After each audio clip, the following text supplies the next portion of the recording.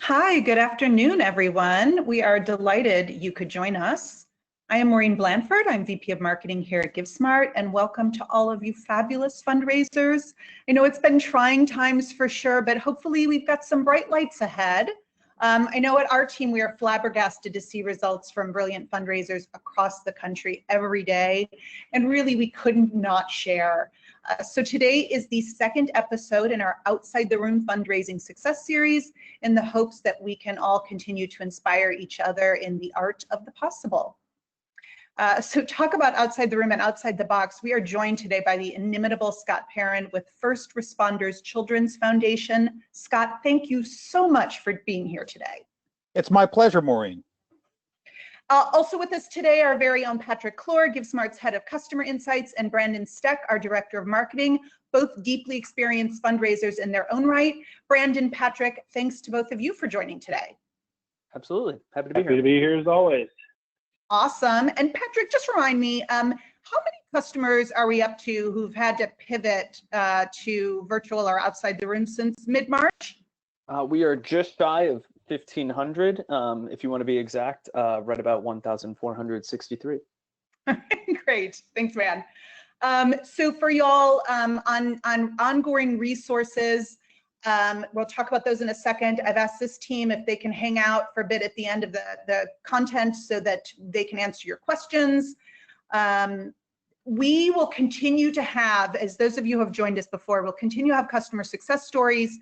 You'll see an asset in chat. The customer success stories will cover pivoting for those of you who are maybe still up in the air about an annual gala and not sure what you might need to do in the fall or later this summer, as well as these outside the room customer successes and things that you can be doing outside of that big gala room to continue to move towards your yearly fundraising target.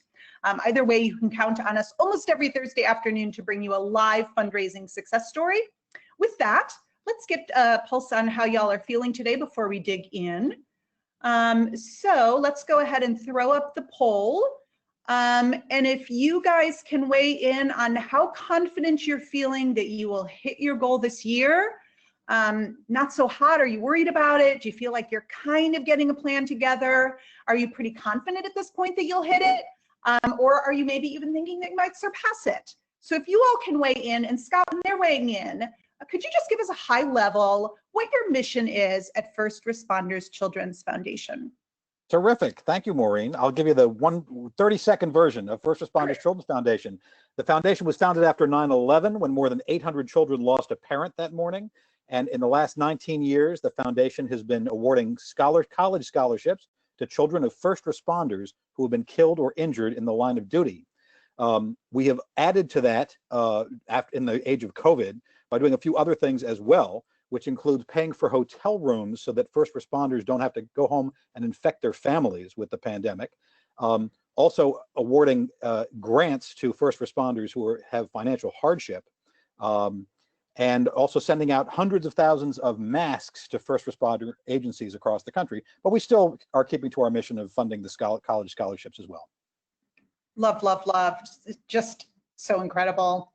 Thanks, Scott, for that. And let's go ahead, Kelsey. It looks like you're popping up the poll. Okay, Brandon, over to you. How is this tracking? I know you're deep in the data.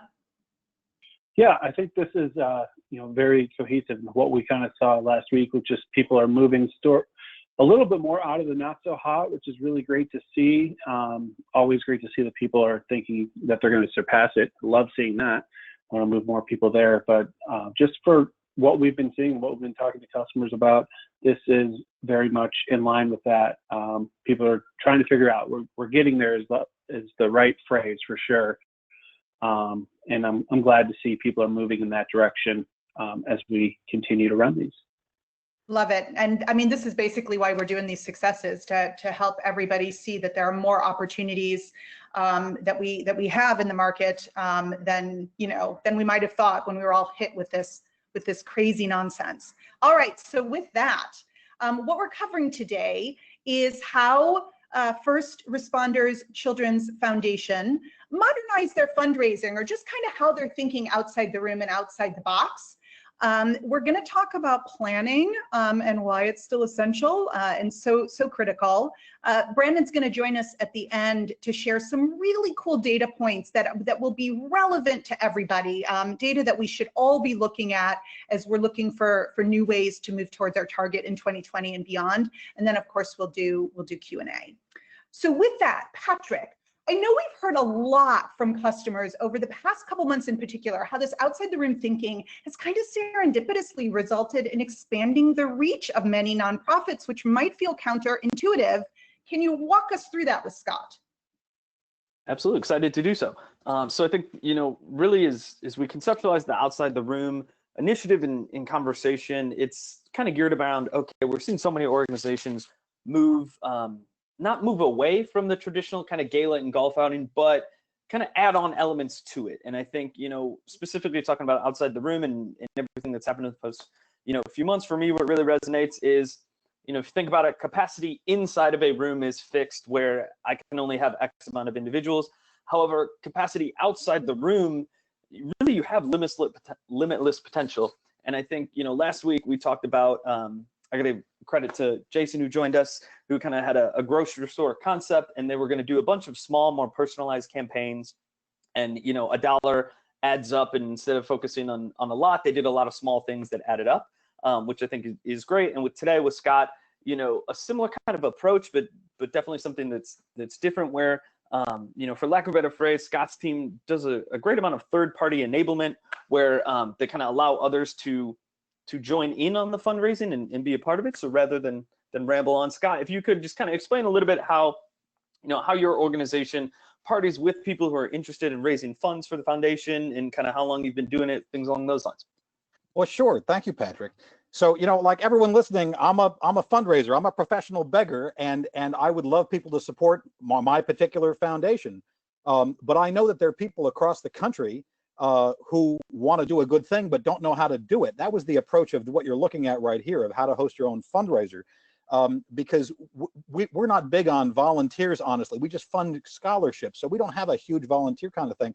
But there are people who want to be involved. So this is how we use those people, and it's worked out awfully well for us, I have to say, because people reach out to us, and thank God that there are first responders in every community across America. So that's one thing in our favor. But I'm sure there are people in every community in America who like every other foundation also. Anyway, so for those who reach out to us or that we connect with, we say, please do something like this, and somebody just show up.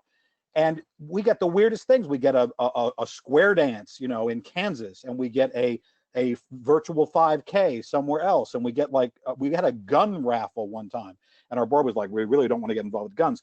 But my approach is, if somebody wants to do something, you can't know what their local situation is. Give them what they want. And we have found that people jump on board, and they need some help. We provide them a GiveSmart page, and we've been very positively surprised. I would say that the average revenue is about $5,000 from each one that comes in, and we do a bunch of them. No, that is awesome. And I think exactly what you said really resonated. Kind of the first time Scott and I had a chance to talk a few months ago.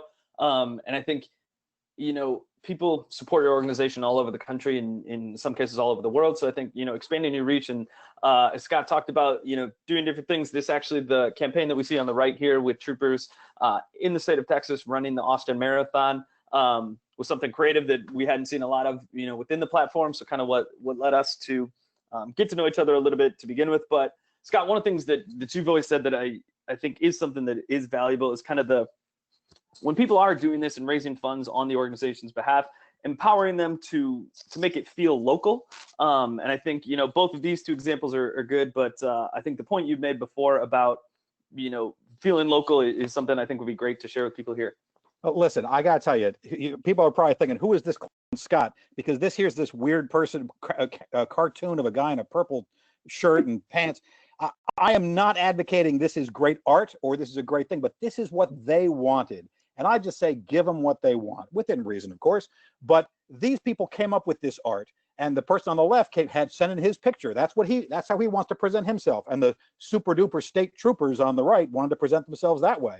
And we gave them what they wanted, and they were able to get all their friends to text in and to all the rest and make donations, and it worked out fine. I mean, I just make sure we're not, breaking any laws. Other than that, I say anything goes, and it seems to have worked so far. Yep. No, that's awesome. And I think, from a definition standpoint, what Scott's talking about is in each of those scenarios and all the ones that we're about to walk through, individuals reach out and he helps them get set up on the platform and really, Scott, correct me if I'm wrong, I believe you try to serve as the concierge for these people so that they can kind of let them focus on the fundraising. You kind of help them with the X's and O's behind the scenes. Is that right? You are exactly right. And I'll tell you something, Patrick, you inspired it, no joke, because when I needed help from GiveSmart, you were the concierge service for me. I turned it right around and I tried to be the Patrick for the rest of the world. So if some clown out in Los Angeles wanted to do an event, I said, look, just send me a picture, send me a write-up. I'll make a co-branded web donation portal for you. And they were like, wow, you will? That's great. Sure, absolutely. We did that for them, and they felt like concierge service for them, and all they had to do was go raise the money. But the reality is that's all you want them to do anyway. Yeah. Just go raise the money. Yep. No, it's a beautiful thing. And I think we were looking at this yesterday. This is our party animal slide, if you'll excuse the pun.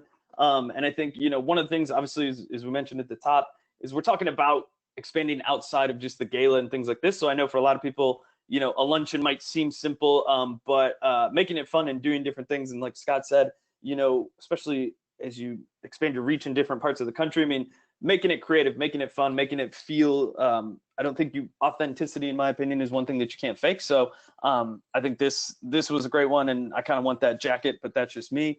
And I know, you got it. And I think on the next slide here that we have, I think is definitely something that I'm excited by, and as people, especially listening on this call, fundraisers always looking for what's next and how do I be ahead of the trend. And so Scott, if you could kind of just talk a little bit about this drive-in, concert, because I think it is something that I'm seeing, I live in Chicago, and there's different initiatives people are doing. So I think this is something you guys were kind of at the forefront. And so kind of any information about this one would be great. So this is a trend, absolutely, these drive-in stuff. And anything you can do anywhere else, you can also do in a drive-in setting, whether it's a screen or no screen.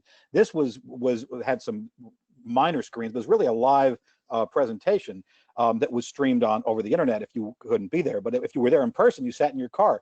And one critical thing I'm always wearing the fundraising hat. And so when you have a text to pledge option, which of course you have on GiveSmart, then people sitting in their cars can participate and donate, which makes it great. But I think a lot of these, more of these are coming. I mean, the people who we partnered with to do this are planning a whole bunch of these. It's a formula that works right now. Yep. No, absolutely. And I know Maureen and I were talking the other day, and there was a group who was doing a roller skating thing, and she was sad they missed out. But like the concept of going back in time almost with some of these drive-ins, I think, any organization, regardless of your size, has the ability to do it. And then speaking of kind of outside the room, outside the box concepts, this is also one that, I want to be on a boat every single day while I'm stuck inside. So I think this is another one, Scott. I know you guys, this one's coming up.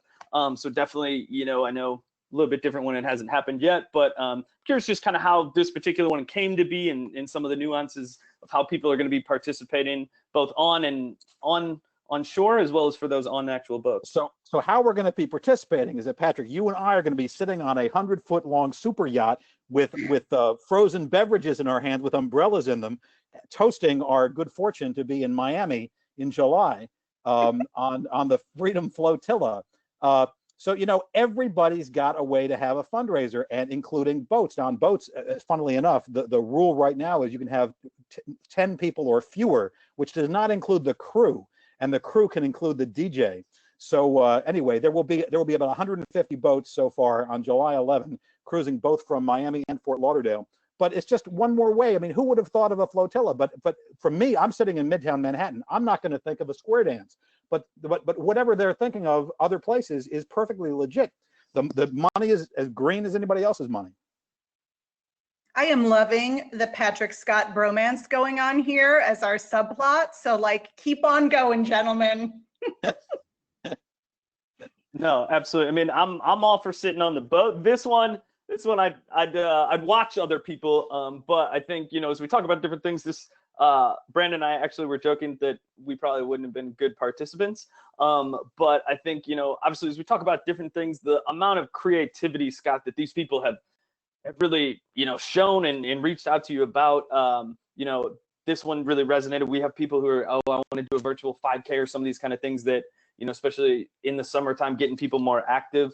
So I'm curious, with this one or any of the ones, kind of, just the reactions, whether it is the people who reach out to you kind of as a third party or donors. Just kind of curious the reaction that you get in terms of people's, participation level or anything else that's really stuck out.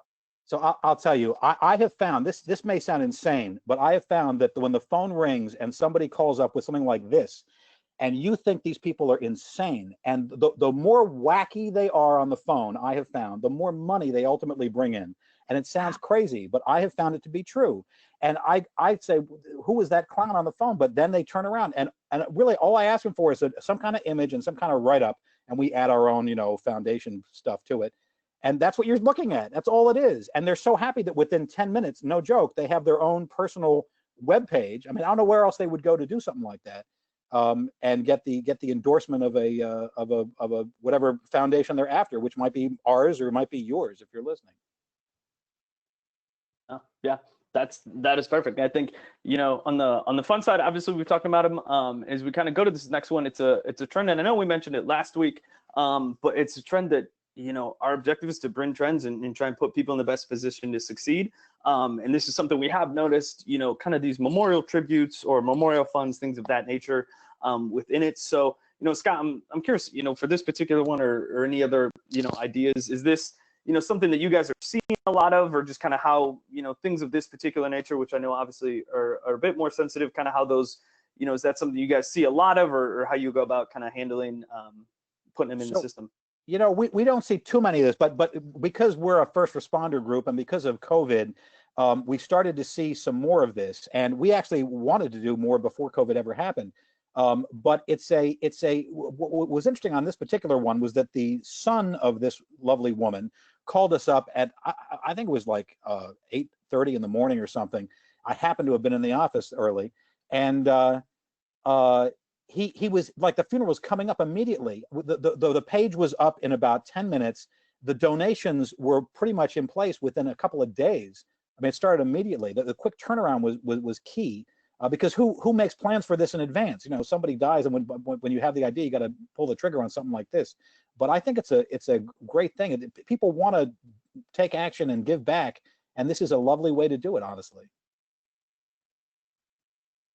No, yeah. Could not agree more.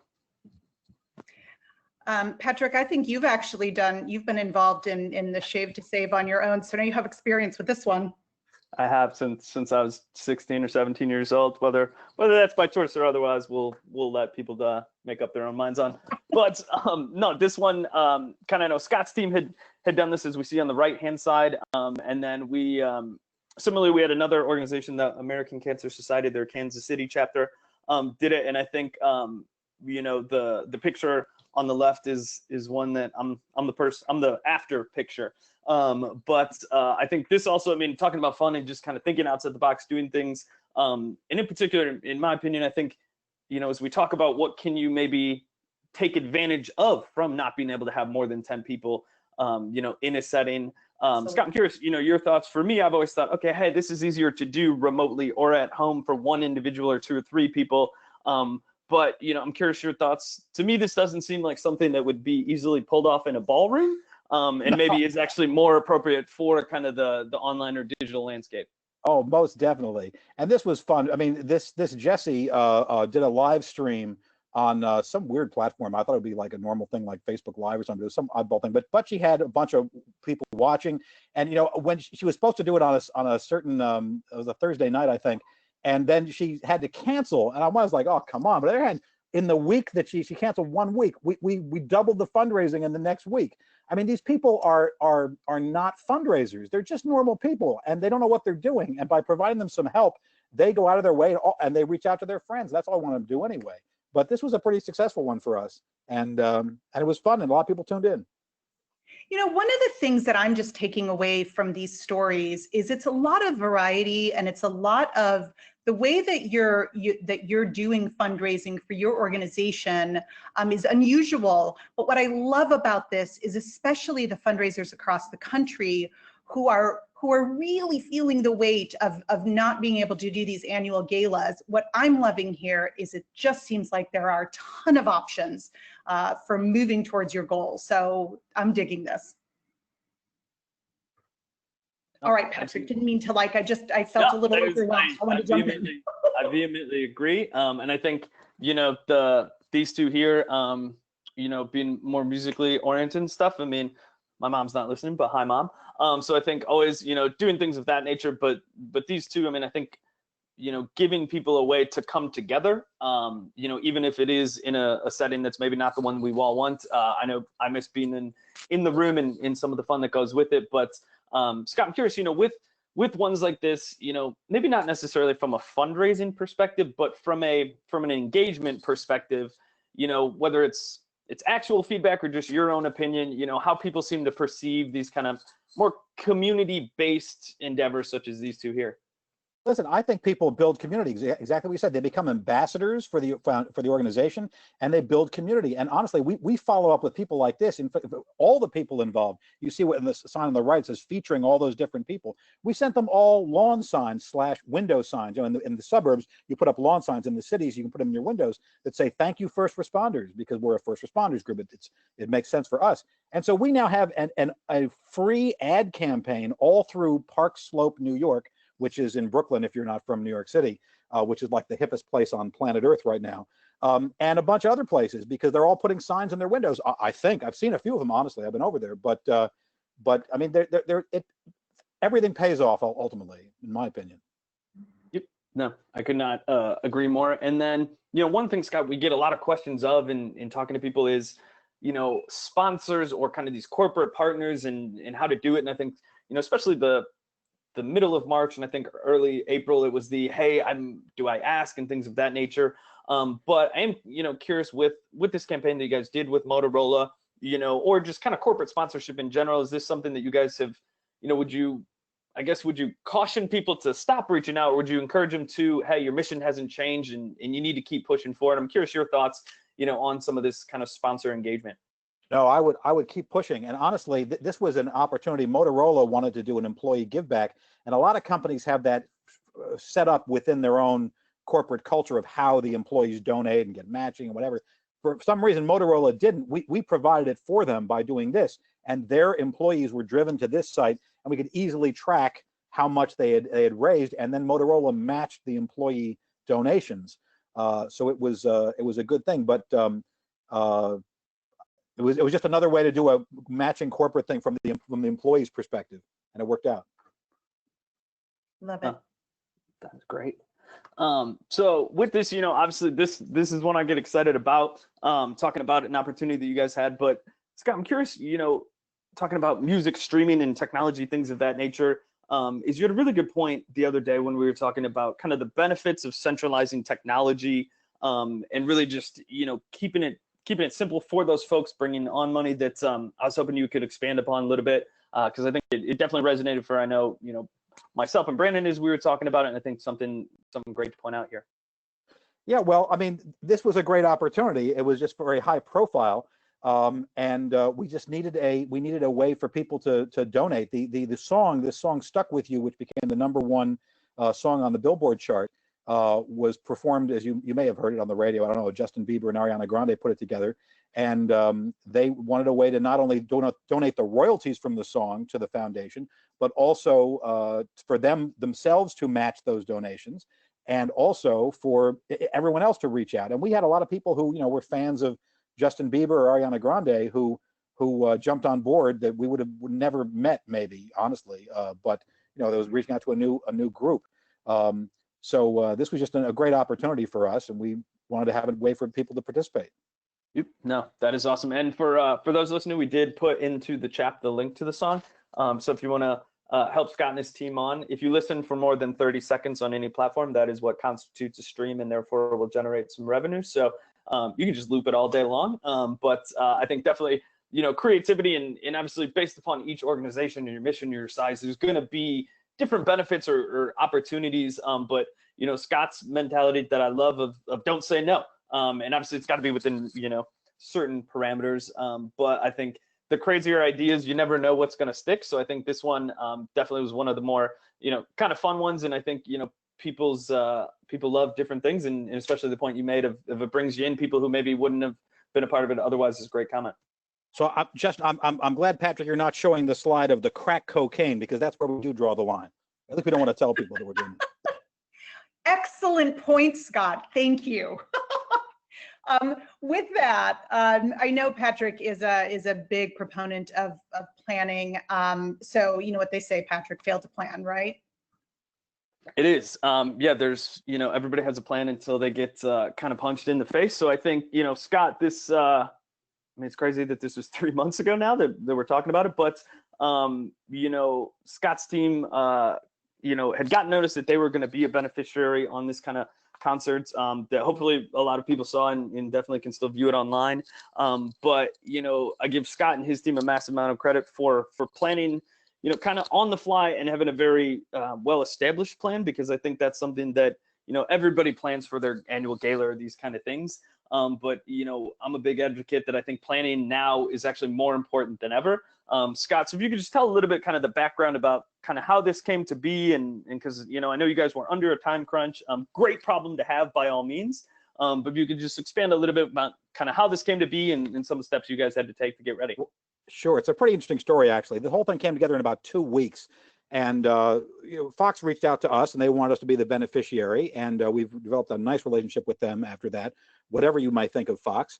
But as everyone on this call, I'm sure will know, when Elton John and Alicia Keys and the Backstreet Boys tell you to donate money, a lot of people do. We just live in that kind of a society, a celebrity-centered society.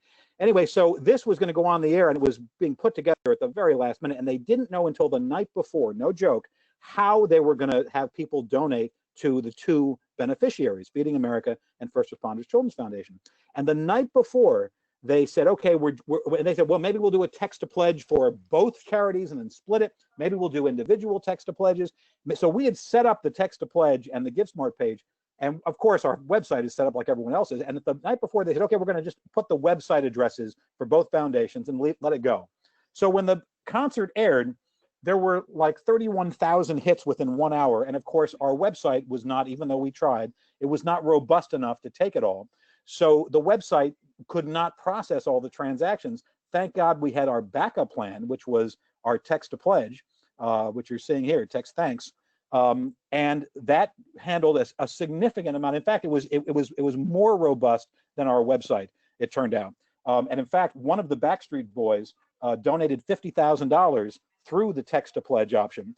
And I know that donations more than 20,000 on our normal web platform on our website don't even go through without approvals. So we were delighted that there was no hang up on the 50 grand that came through from the Backstreet Boys. Anyway, yeah, that's a little bit of the story. That's a group my sisters would love that and keep it coming. And I think that, more than anything, the thing I commend Scott immensely for is having that backup plan. And hey, I remember we were on the phone and similar to what Scott said, he said Elton John. For me, it was Alicia Keys, and it was, okay, yeah, let's do this. And I think the foresight to think ahead of, hey, let's just have this ready. And you know what? We don't know what we're going to do about it, but let's get it there so that if we do choose to do something, and I know Maureen was actually the one who handled our Twitter account, because I don't know how to do it. I mean, my phone, as you can see on the screen now that I'm looking at it, was about to die. But, I think having the foresight to do it, and then, talking about a pivot, this is a pivot in less than 60 seconds time where, hey, their website had crashed, and immediately, Scott's team through social and other channels was able to redirect people, and obviously we're happy that it worked out. But I think, doing it and for anybody who, talking about, hey, missing events, this, Maureen, Scott, I can't speak for the two of you, but for me, having been at a well over 100 events over the past few years, this is the actual most in the heat of the moment I've ever felt, and it was completely remote and in an online setting, but the thrill of the moment and kind of feeling that energy of the event was something that's, even though it was all behind the scenes, definitely resonated for me, I know, a great amount. Absolutely. Yes. All right. So at this point, Scott and Patrick, you guys get to sit back and just take a few breaths before we get into Q&A. Brandon, over to you. I know you've seen some cool data points that you wanted to share that I think everyone would probably value. Yeah, I'm excited this week. I get to do the data, and Patrick had to talk a whole lot more. So we'll jump in. I have some interesting things here, but starting out with just the first responders group, we talked a lot about expanding your reach, and it's more than just words. As we can see here, Scott's based in New York, as he said. His most traffic for the different sites that he was setting up over the last 4 months actually came from California. And he had a lot of traffic from Florida. He had a lot of traffic from Texas. So obviously these are the biggest states as well, but also being able to expand that reach has allowed Scott to really bring in new donors. You know, we've had several conversations with customers lately, and the premise has been, we've gone virtual, and one of the things we noticed is we got all these brand new donors. They may not be giving $50,000, but they're using this low barrier of entry to actually participate in our different campaigns. So really cool thing to see here. And this is actually something we pulled right from Google Analytics that allowed us to see the nice data. As we're talking about what's been going on, all the different, pivot to virtual, I wanted to pull some data and just look year over year for the month of May, but really carrying into yesterday. The amount of traffic our platform has seen, and if it's making an impact, being that more people are virtual. And we've seen year over year a 4.2% increase in the just overall user traffic. Even more interestingly is almost 10% increase in new users. So, 5% difference there, which basically means there's even more new users that are coming than there are just more visitors. Really nice to see. Now, that's not to say that, millions and millions more dollars are being raised in that case. This is really focused on more eyes on your campaigns, more eyes on your mission, more eyes on the story. And that's what we're really excited to see as people are continuing to figure out how to tell their story in this new normal. So I was really excited to share these data points. Obviously, hopefully everyone's starting to get a good handle on their Google Analytics and looking at these things. But it's really a great indicator to show what's going on in the space and who is, visiting your sites. Where are they from? What kind of, are they visiting by mobile or by their desktops? It's interesting stuff that allows you to kind of get an idea of what's going on. Well, and Brandon, I love just the indication about, the data visualization really, really puts some punch behind the thought that how much you can grow your reach, right? Yeah, it's always good to see a lot of green, but the ability to really see year over year and time over time allows you to, really get a good idea of what's going on. Have we seen an increase or decrease, and where do we attribute that to? Perfect. All right, so we're going to head into some questions here. Just first reminding you that our next episode a week from today, we're going to be talking to the Girl Scouts of Central California. And then June 23rd, we have our monthly webinar where we're going to be talking about giving campaigns to run this summer. I know the summer is usually kind of slow for nonprofits, but it can't be this year. So we've got some good ideas for you there.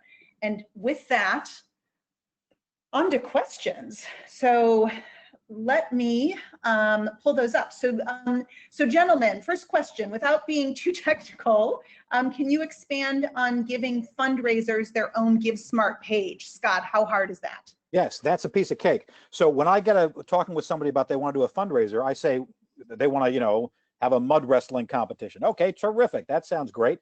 Please just send me a picture and a write-up, like 3 sentences. They send that to me. I open a new GiveSmart page, throw in their picture, throw in our logo, throw in their write-up, add, anything we want to add, and press go, and they're ready to go. And I send them an email, say, hey, your page is up. Here's the address. Here's the text word for your campaign, and they're off and running. It's that simple. Amazing.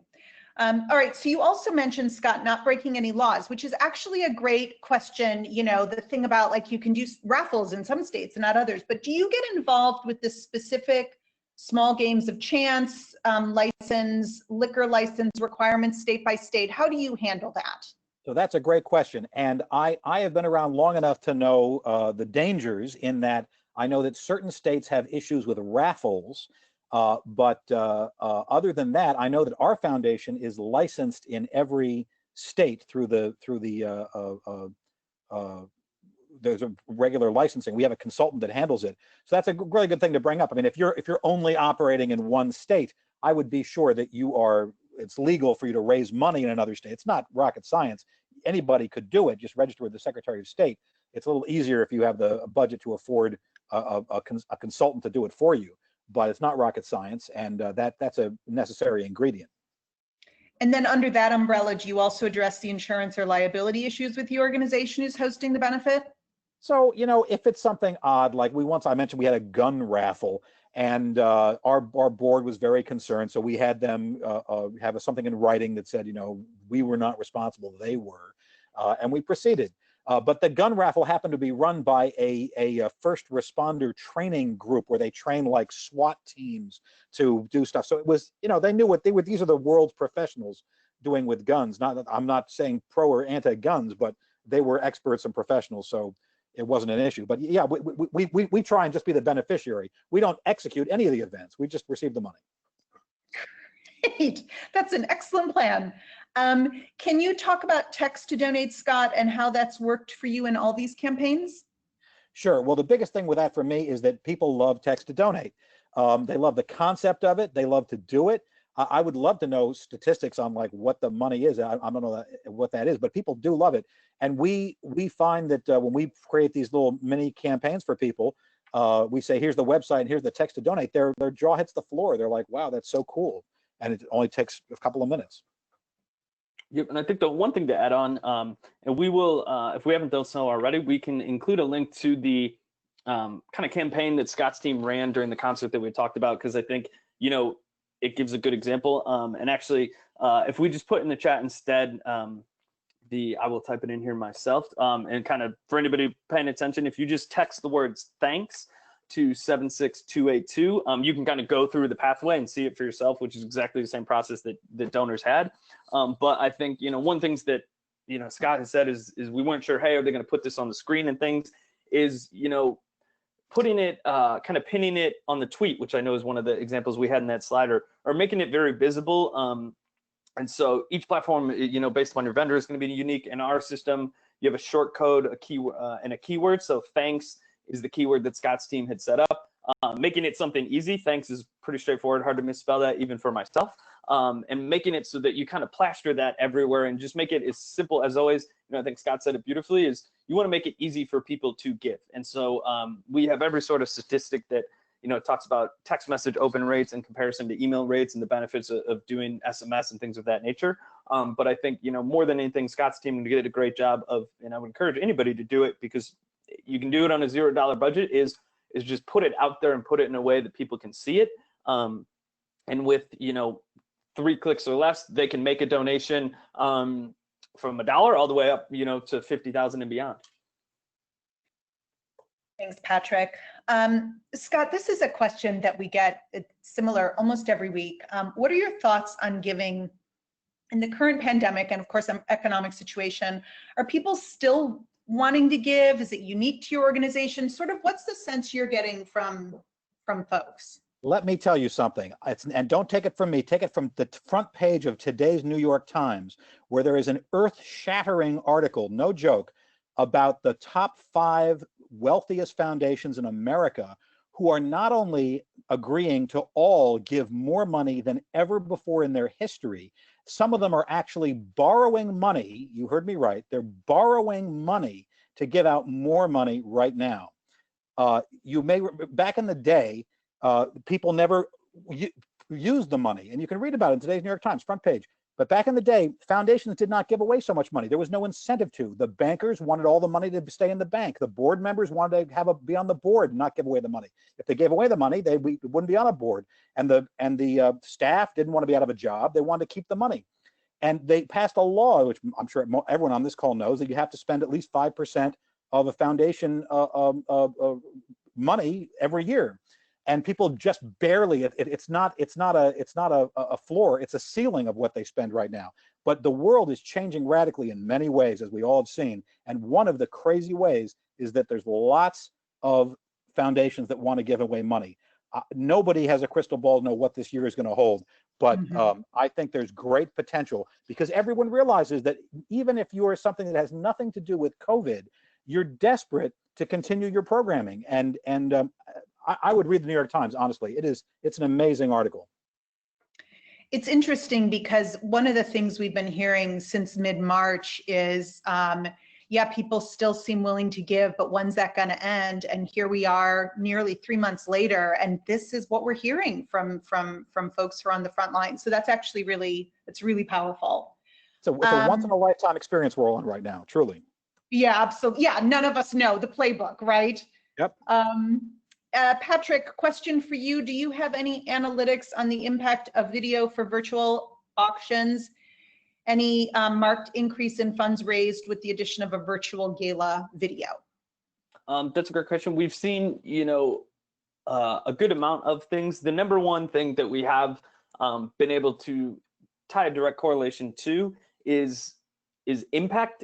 An impact story or a donation impact moment within a video, be it a standalone video or included within kind of a virtual setting. What I mean by that is whether it's having individuals who have benefited from the organization, speak or send in a video about what the funds have contributed, or, doing some sort of, whether it is a PowerPoint, a video, whatever the case might be, kind of showing that, hey, if you're a donor and your contribution of X, here's what it's going to allow our organization to do. Far and away, that's the number one thing that, I would shout from the rooftops for people to do, because I think everybody, if I'm willing to give, I want to know what that is going towards. And so I think making it very apparent of what what those funds are going to be impacted to, I think is great. And then, with videos and things like that, I think, making sure it's engaging best as possible, and things as silly as including, we've seen some selfie scavenger hunts or anything like that. But I think making sure that when possible, you avoid a static environment where people are just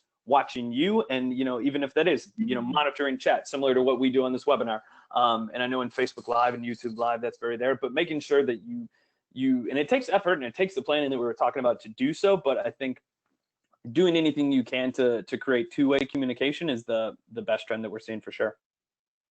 Thanks, man. And I forgot to say earlier, but questions are coming in fast and furious. Keep them coming. If we do not get to your question now, we will absolutely follow up with you afterwards. We make sure that the questions get answered. Scott, how do you deal with, or what do you recommend for an organization that has an older donor base? And this is a question we get also often. Many philanthropic individuals are older and are not comfortable with technology. Is that your experience? Yes. Oh, I love this question. And I'll tell you something. I may be a old-time traditionalist, old school person, but there are people who don't do the technology, and they will eventually. But there is still a place in the world for mailing a letter with a stamp. And in fact, there is a whole category in our particular database. We'd love to do the high tech and the email and everything else, but there is a category of people that just want a letter with a return envelope. And why not give them what they want? And I would venture to say that a lot of big amount checks come through the mail still to this day. It is not all on technology. And please excuse me for not being I'm a huge supporter of GiveSmart. I think it's a wonderful platform, but I'm also a huge supporter of the United States Postal Service. Absolutely. Brandon, so talk to us about what research is showing there as well, because it's a mix. Yeah, absolutely. I mean, Scott's exactly right. There are people that out there have their preferences, but one of the things we're noticing and we're finding is the ease of giving, and with these technologies, it really is simple enough. And a lot of times the older donors are the ones who want the easiest convenience. So we're getting more and more feedback that we call them the baby boomer and mature generations, the people that are a little bit older in age are starting to, find ways to give easier. It's not as easy to make it out to an event. And we know that that's changed recently with everything going on, but they have indicated through surveys, and we have a few donor giving surveys, that there is more of an interest to give in more of a mobile or email capacity, as they go along. So there's definitely been that trend. And we're hearing from customers that there are more and more donors are coming back with the feedback of that was so easy, and I really appreciated that, and not having to wait in line was wonderful at these events. So there's positives to technology, as we all know, but obviously you got to do what's going to be best for your donor base as well. So there's nothing wrong with asking and finding out what their take is. oftentimes they will tell you if it's a huge hiccup, but usually they'll be all in and what's easiest and what's going to benefit your organization the most. So Scott's totally right. There are people who will always mail things in, but there's also that group of people that are also, ahead of the curve in some of these instances. Okay, know your donors, I think is what you're saying. Patrick, and we're going to try and get a couple more questions in. Is there a difference between text to give and text to donate? There is. This is it actually took me a good amount of research to figure this out. So in a text to give situation, the organization is getting paid by AT&T, Verizon, Wireless, T-Mobile, insert other cell phone providers. So with a text to give option, the donor texts in an amount. I text in $50 to 123. And I, as the individual, am going to have that charge added to my cell phone bill. And between the cell phone provider and the actual organization they are facilitating, versus in a text to donate situation, it is the donor distributing those funds directly to the organization themselves through credit card, other means. Credit card is obviously the most certain that we see. But the kind of biggest difference is just essentially who's paying the organization. And by no means am I well versed on the text to give. Text to donate I'm far more familiar with. So we'll stop so we get more questions in, but we can definitely follow up in depth if need be on that side. Okay, good. And I think we probably knew we would get this question. Scott, do you have any advice for how you land a gig like with iHeartRadio? Oh, Did that just fall in your lap? So you know what? Yes, and it did fall in our lap. We were just pure luck. But you know what we had to do? We had to answer the phone. We had to return the call, and that's very important. And I'll tell you something else. Just as a 10-second interesting thing. We're first responders, and everyone's got their constituency. And first responders are kind of the flavor of the month right now because there's a pandemic and they're rushing to the rescue. But we weren't always the flavor of the month. I mean, when the pandemic hit, we said, how the heck are we going to stay relevant? Like everyone else was saying, how are we going to stay relevant? Because three major things happened for us, and maybe they can happen for you too. One is that the pandemic hit. We had no input in making that happen. But two other things we did take action on. One is we created a COVID emergency response fund to just address head on the situation in the world. And secondly, our board voted to expand our constituency from just fire and police and 911 dispatchers and what have you to medical personnel as well. So it was kind of minor for us compared to from what other people are looking at, but it made us a little more relevant. So yes, it fell into our lap, but we were ready to receive. It's like we put on our baseball glove and then we caught the baseball, but we had to have the glove on first. We were ready for it. 100%. And just to add to that, it's all scalability too. There might be a deal where Scott's able to work with iHeartRadio, but every local community has media and performers and artists that want to support their local community. So building those relationships and getting to know those people is definitely a good thing, regardless of whether you're an international organization or you're just a local organization trying to support a local cause. The scalability is applicable everywhere. Where Scott had the fortunate situation where this fell into his lap, but it's also because his organization is at that scale. So think about your local organization. Every region has an iHeartRadio location.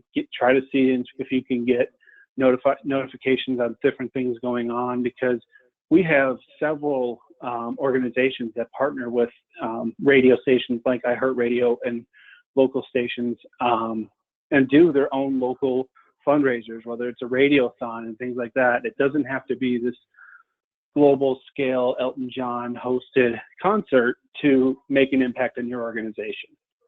Listen, I have to peep at it for one quick second. That is such a good point. And here I am, the guy who was lucky enough to be on the receiving end of the iHeartRadio concert. But you know what I'm doing this weekend? On Saturday, our crew is working hard on an opera concert on Facebook Live that may have like 3 or 4 people watching. I hope it's more. But the reality is we're practicing now so that when the next thing comes along, we'll be ready to do it. I love it. That is fabulous. All right, Last question for now. If we did not get to your question, I promise you we will follow up. Our team will scatter and get to all of them. Scott, this sounds like it might be from a Give Smart customer, but when creating new campaigns for various events, do you copy previous campaigns or start from scratch?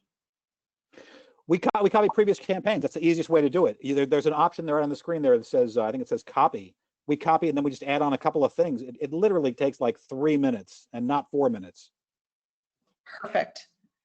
All right, with that, what a rollicking good time. Scott, Brandon, Patrick, thanks so much for sharing these insights today. Absolute pleasure. Appreciate it. Thank you. It was fun. It was super fun. And thanks to all of you for joining. We are here for all of you. We are rooting for you, and don't hesitate to reach out if we can help you continue to move towards your goals. Have a great rest of your day, everyone.